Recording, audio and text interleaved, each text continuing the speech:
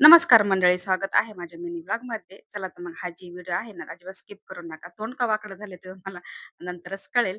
तर तुम्ही तर पाहिलं असेल की सर्वात आधी ना मिस्टरांनी काय केले, भरपूर असे ना वाटाण्याची शेंगा घेऊन आले. पण त्यांना मी आता काय बोलू? त्यांना तर काही बोलू शकत नाही. तर ह्याच्यापासून आता हे तुम्ही टाकून देऊ शकत नाही. पण हो, वर्षभर टिकणारी ही रेसिपी तुमच्याशी मी शेअर करते.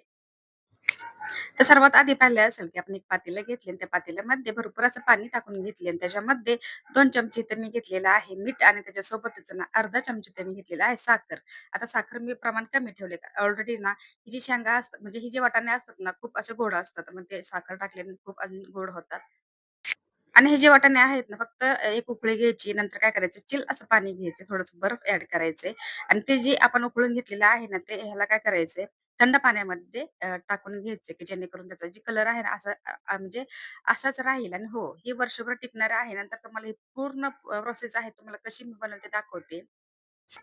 तर तुम्ही तर पाहिलं असेल, की वाटाण्याची शेंगा किती आहे, जवळपास आहे ना मोठं अर्ध गमेलं ही साचलेलं आहे. ह्याला काय करावं?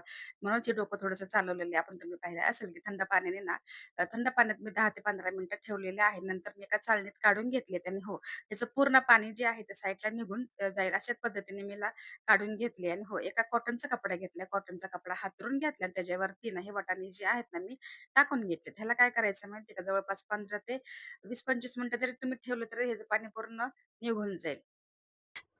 तर तुम्ही पाहिलं असेल, की आता हे वाटाणे जे आहेत ते मी थोडंसं काय केलं ह्याला ना साईडला ठेवून दिलं ते आणि नंतर तुम्ही पाहिलं असेल, की 20-25 मिनिटाच्या नंतर आपण एका ताटामध्ये काढून घेतले ते आणि माझ्याकडे ना असे मोठे काही बॅग नव्हते, तर माझ्याकडे छोटे-छोटे होते. पण नंतर लक्षात आलं, हो ना, ठीक आहे ना, ज्यावेळेस आपल्याला भाजी बनवायची त्याच पद्धतीने आपण थोडंसं काय करू, ह्याला काढून घेऊया. आता जेवढं मला हवंय तेवढं तर ही बॅग आहे. आता माझ्याकडे ना तर मोठी बॅग नव्हती.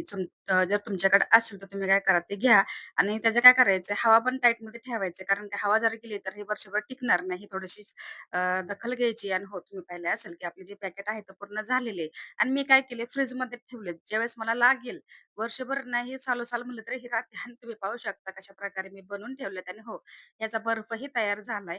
कशाप्रकारे झाला ते पण तुम्ही पाहू शकता आणि हो आपल्या रेसिपी कशी वाटली नक्की मला कमेंटमध्ये सांगा. आणि हो, आपल्या चॅनलला सबस्क्राईब करायला विसरू नका. चला तर मग भेटूया.